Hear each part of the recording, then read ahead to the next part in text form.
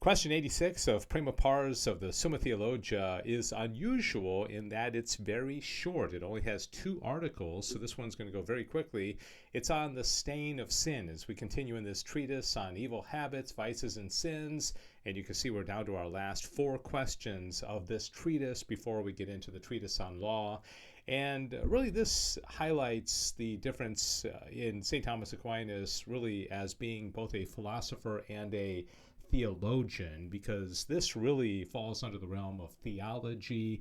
It's not something that really can be known through the light of human reason, which would be philosophy, which some things we can kind of figure out, even the existence of God, according to St. Thomas Aquinas.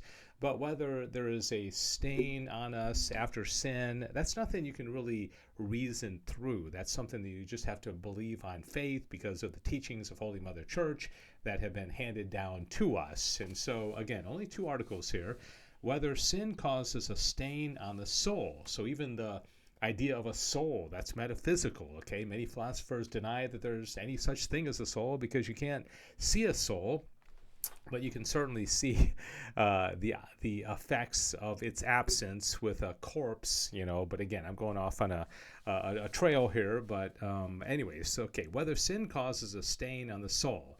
A stain is properly ascribed to corporeal things when a comely body loses its comeliness through contact with another body, that is, a garment, gold or silver or the like. Okay, so we know what, like this picture here, when a stain comes in contact with a garment that we have, it creates something that is unseemly or uncomely, as Thomas says. Accordingly, a stain is ascribed to spiritual things in like manner. Now, man's soul has a twofold comeliness, one from the refulgence of the natural light of reason. Okay, that has to do with philosophy, the things that we can come to know through the natural light of reason, whereby he is directed in his actions. The other from the refulgence of the divine light. All right, now wisdom and grace, whereby man is also perfected for the purpose of doing good and fitting actions. All right, I love this because he's combining the two here, that which we can know through our human reason and also that which comes from above, grace and wisdom. You can't see wisdom. You can't see grace, okay? This is metaphysical. This is theological. This is something that we believe they exist, on faith, right? All right, now, when the soul cleaves to a thing by love, there is a kind of contact in the soul.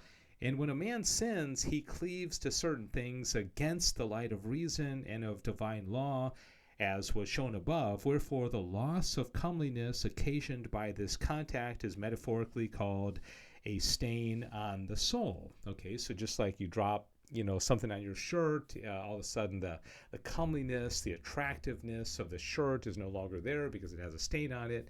Well, St. Thomas Aquinas is saying, well, on the spiritual level, the same thing happens to our soul. When we sin, it becomes dirty and there's a stain, so to speak. Article 2 says whether the stain remains in the soul after the act of sin. Okay, so when you drop something like this coffee on a shirt, it's there, but then, after you sin, after you finish the act, does it remain? And Thomas says the stain of sin remains in the soul even when the act of sin is past.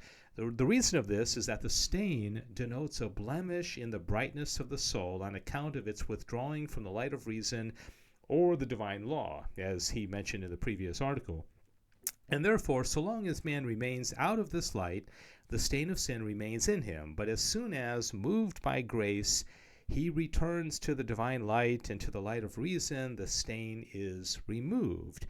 For although the act of sin ceases whereby man withdrew from the light of reason and of the divine law, man does not at once return to the state in which he was before, and it is necessary that his will should have a movement contrary to the previous movement. Thus, if one man be parted from another on account of some kind of movement, he is not reunited to him as soon as the movement ceases, but he needs to draw nigh to him and return by a contrary movement. Okay, so I don't know, if you steal something from somebody, the moment you stop stealing it, it's not when the reconciliation happens.